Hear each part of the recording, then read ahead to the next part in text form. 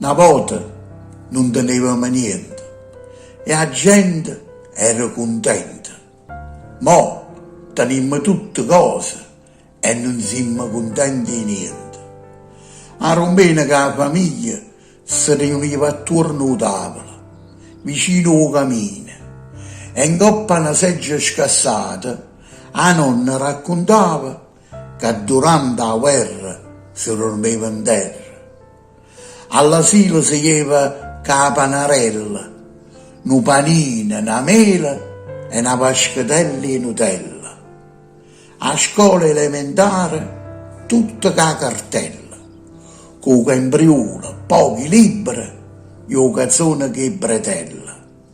E femmina, quando erano piccerella, suonavano per regalo cocche bambulella o al massimo cicciobella.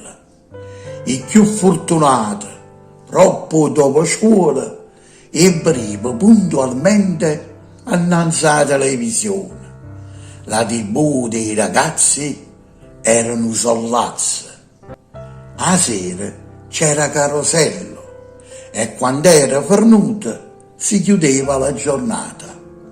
Oggi nei cortili non si gioca più e nel pomeriggio niente più TV. Il mondo si è cagnato, ma è troppo peggiorato. La gente tiene troppo, ma non tiene più rispetto.